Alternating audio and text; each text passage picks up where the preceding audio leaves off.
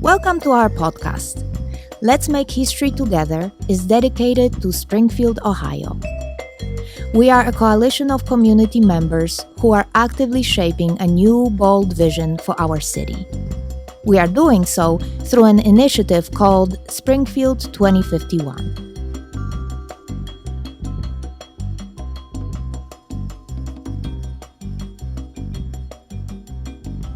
Welcome to the Springfield 2051 podcast series. My name's Kevin Rose. I'm the historian with the Turner Foundation here in Springfield, Ohio, and I'm also a committee member on the steering committee of Springfield 2051.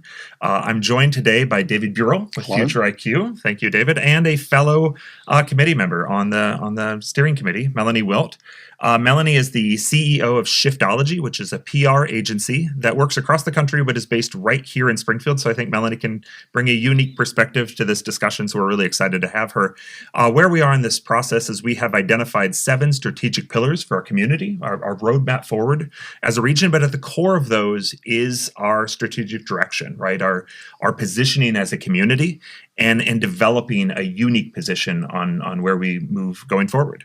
So to dive right in, I'll start with you, Melanie. Every community has a story to tell. And over this Springfield's past several decades, what do you think that story has been? And then what can we be doing to shift that?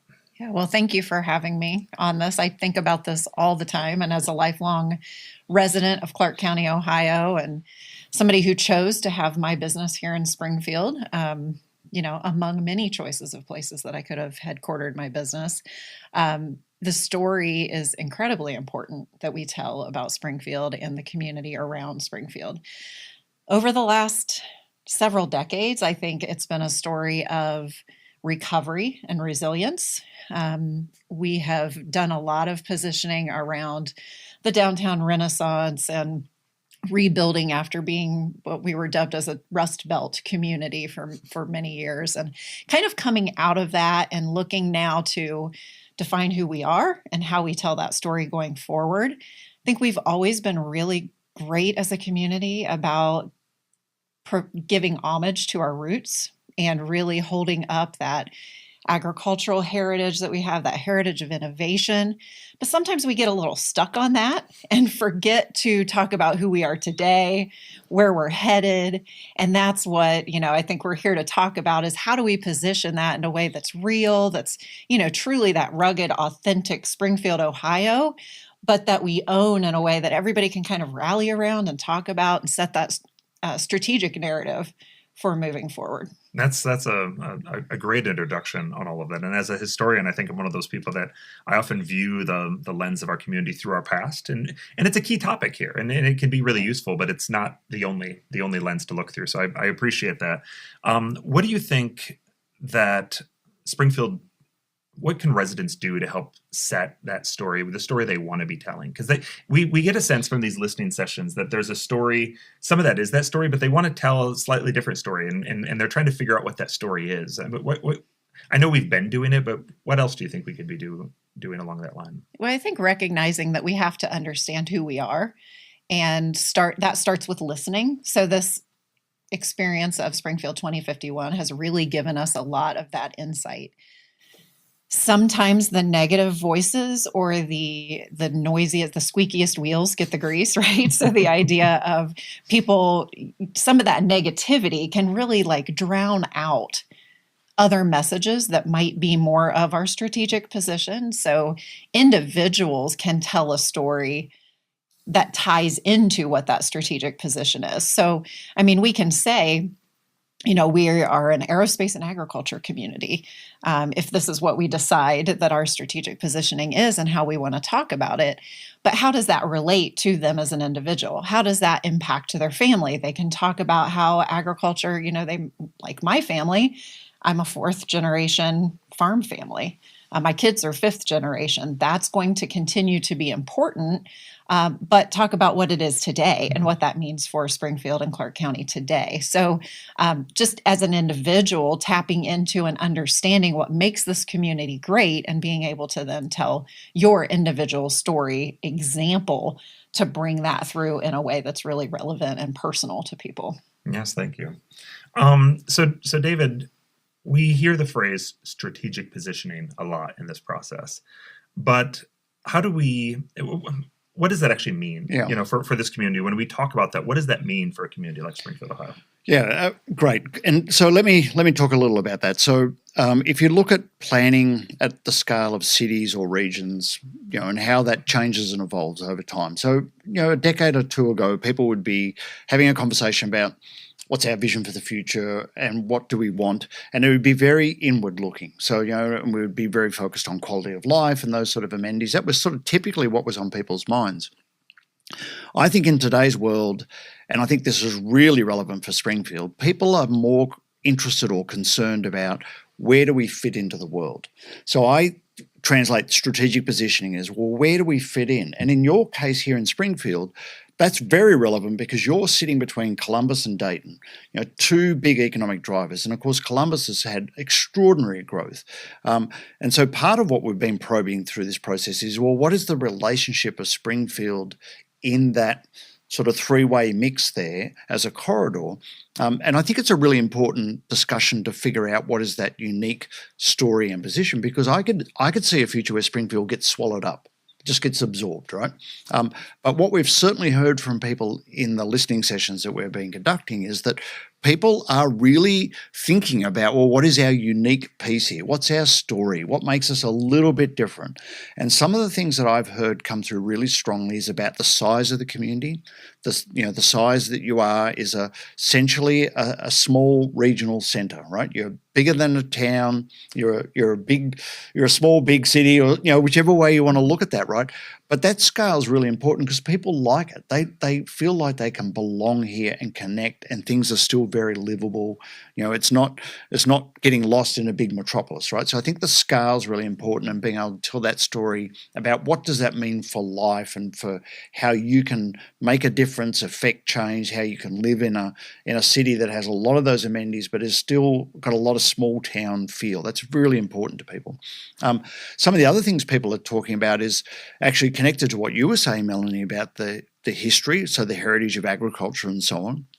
But people have been also probing about how does a community like this, which has great amenities, has a lot of protected natural assets, water and land, where does it fit in a world where climate change is impacting livability in so many different areas?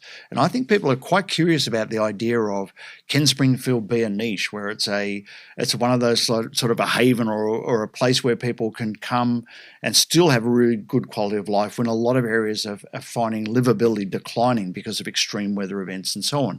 And people have certainly pointed to that in terms of thinking about the natural resources and the water and the amenities and trails, right?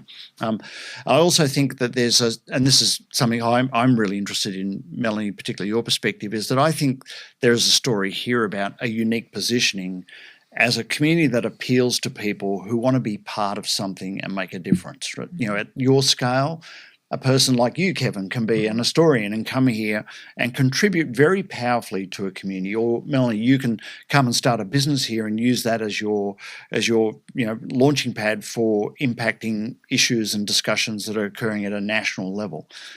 So I do think that sense of opportunity that this place represents, based on its geographic location, the amenities that you have, the scale that you are, and the place that people who have that sort of desire to be able to make a difference, contribute, want to be part of something, this is a good place to be. I think that's what I've heard from the listening session. Now I'm sort of pulling those threads together, but I think if you put those together, there's a really interesting story there about who would see a place like Springfield as their home, and who could you tap into to promote that or to advocate, considering this as a location. And it's a good spot to be in because we were just looking at Springfield history divided into 25-year segments.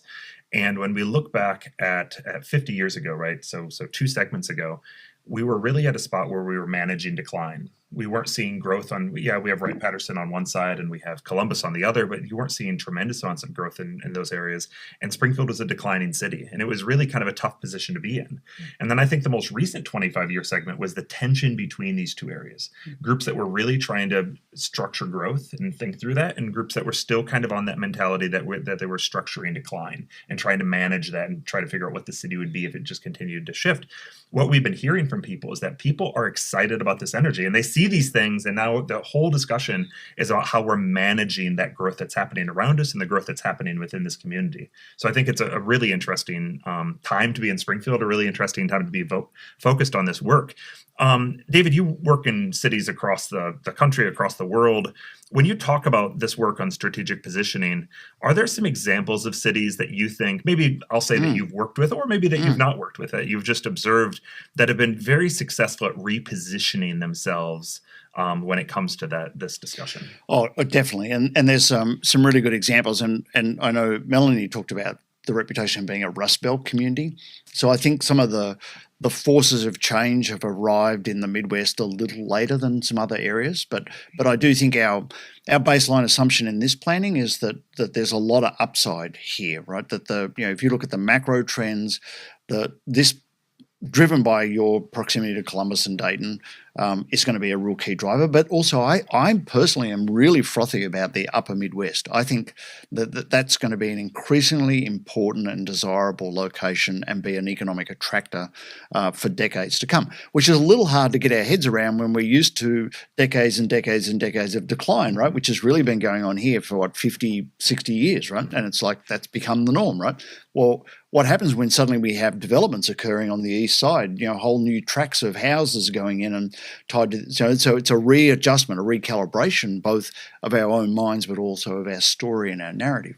But two examples, right? So regions that are a little further ahead of what I'd call perhaps economic or societal renewal, really good examples if you look in on the West Coast, for example. So I've worked in a lot of communities through Washington and Oregon that were communities that were really affected by the downturn in the timber industry. So going back decades, right?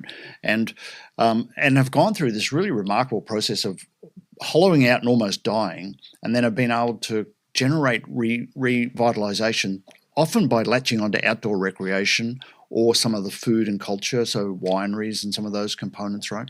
And so these communities that were once like almost gone, right, are now these thriving sort of centers and are really competing and are collaborating, and they're on these bike trails and they have all these recreation competitions and so on.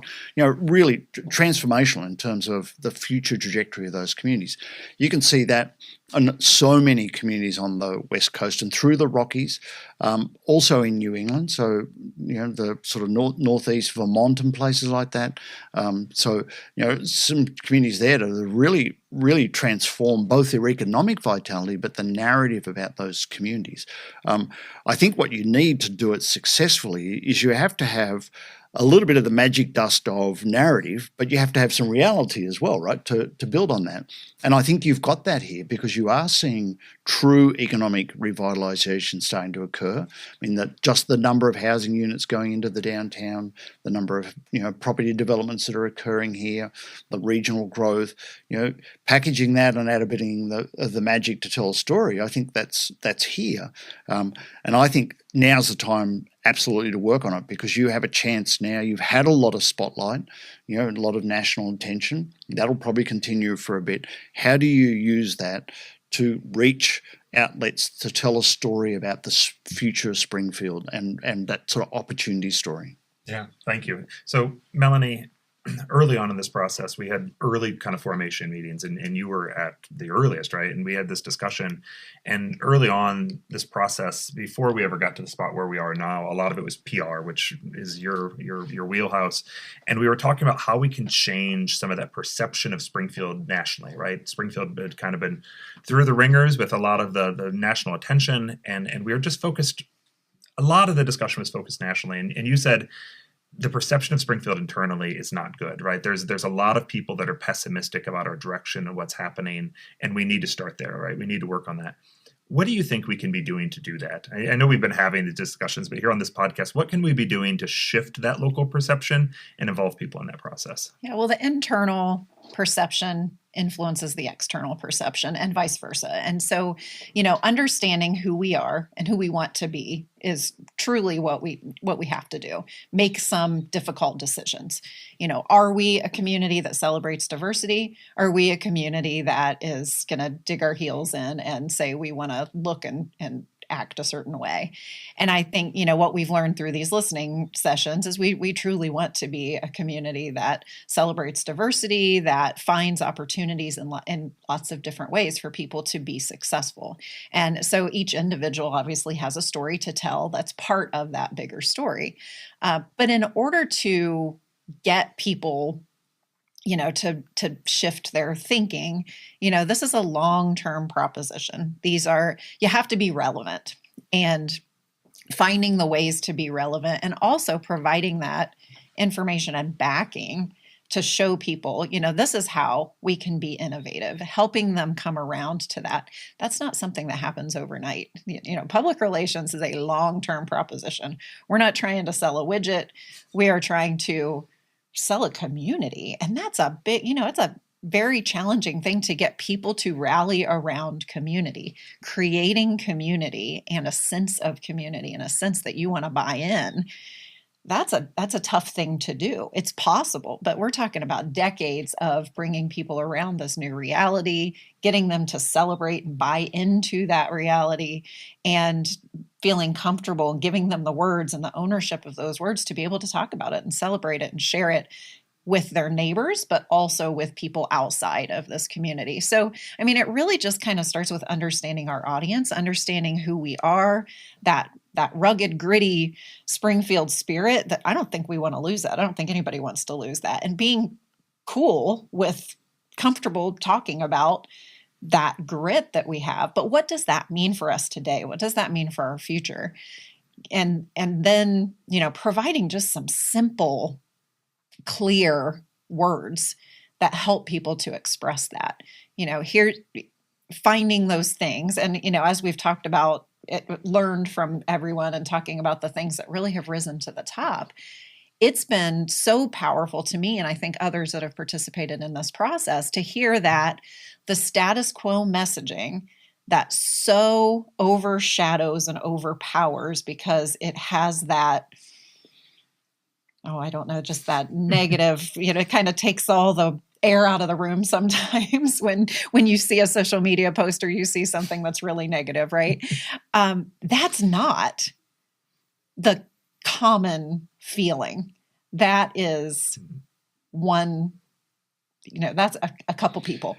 And so there's this broader perception of we want to own a positive narrative. We want to own the positive things. We want to be an innovative community, and to see those bubbles rise to the top, that people really don't want to celebrate the status quo in any segment of this community. That gives us some words, some relevance, and then we can develop communication and positioning and a narrative that really does tell who we are as an authentic representation of the people here and what the people here believe we are, as opposed to, just positioning ourselves externally and painting some picture that isn't accurate, just because that's what we want people to think of us. It needs to be based in reality. It needs to be built on reality, and it needs to be clear enough that people within our community and outside of our community can get on board and understand it and repeat it. Yeah. Yeah. Can I add to that, Kevin, Please, too? please. Because what Melanie was saying, I watched that track perfectly in the survey data responses. So we asked questions about, and we had over 1,500 people take that survey, right? So it's a really large data set, and it's well beyond the normal people that would weigh in, right?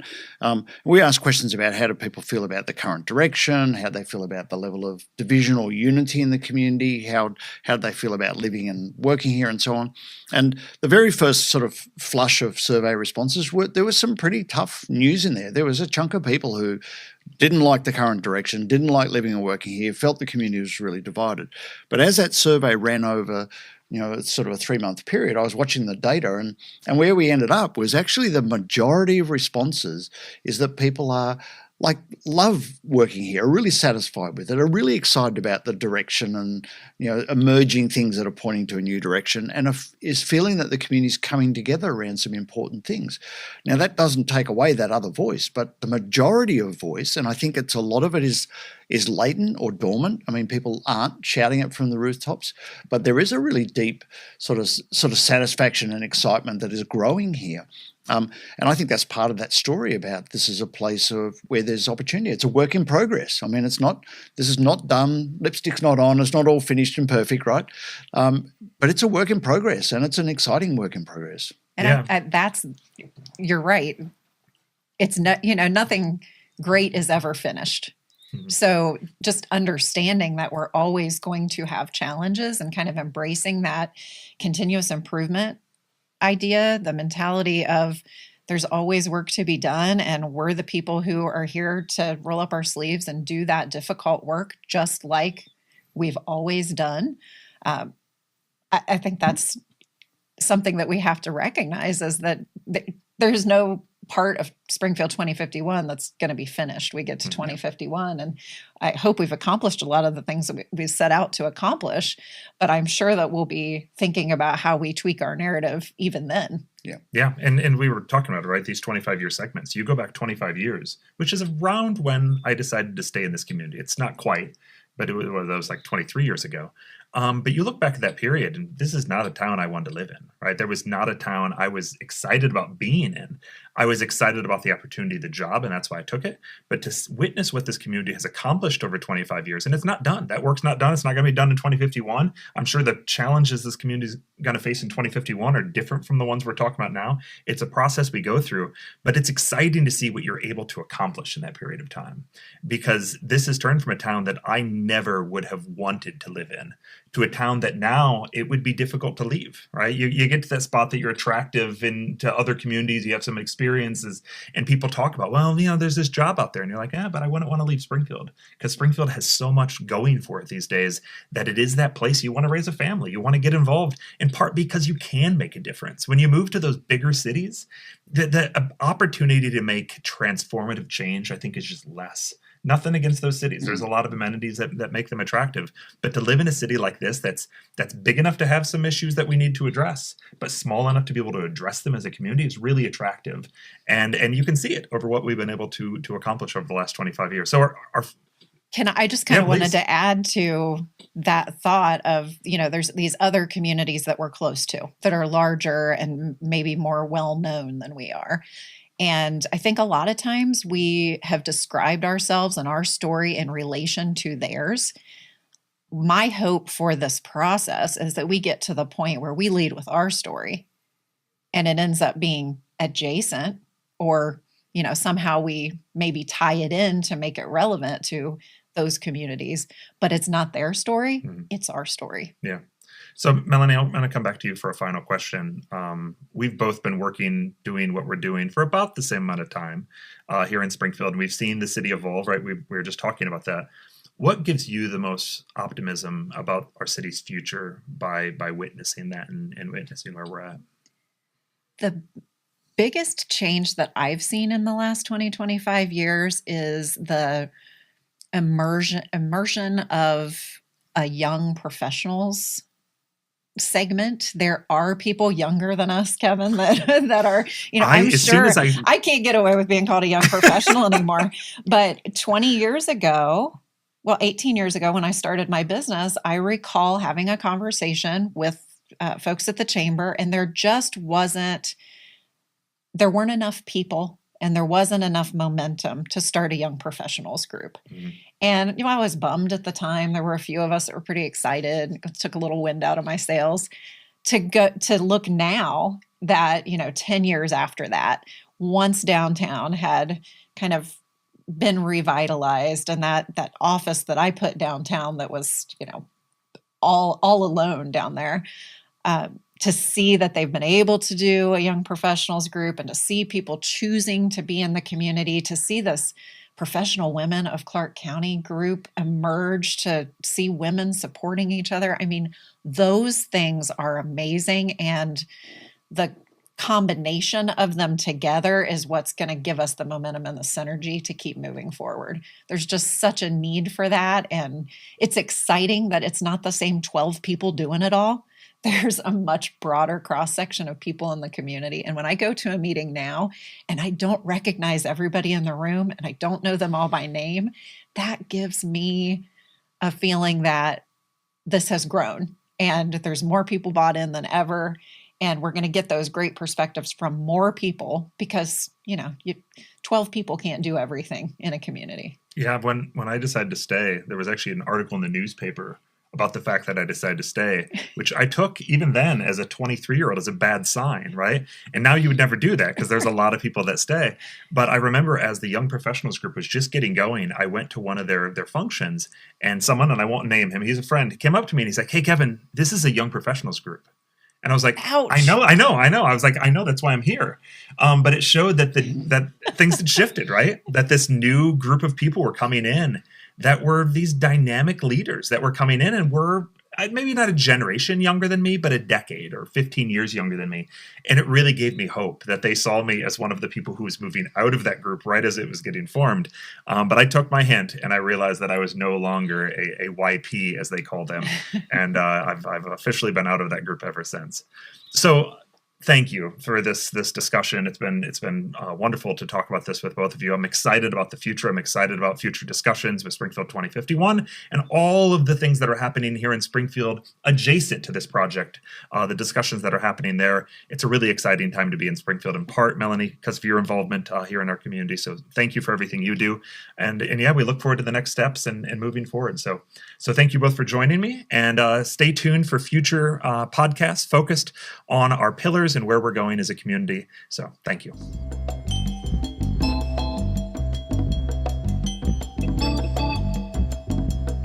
You have been listening to Let's Make History Together podcast. You can visit letsmakehistorytogether.com for more episodes. You may also check out springfield2051.com to learn how you can get involved in the process of shaping our community's future. Special thanks to our guests and to you, our listeners and fellow community members. The music excerpt used for this podcast is by Johnny Lytle, one of Springfield's legendary music stars.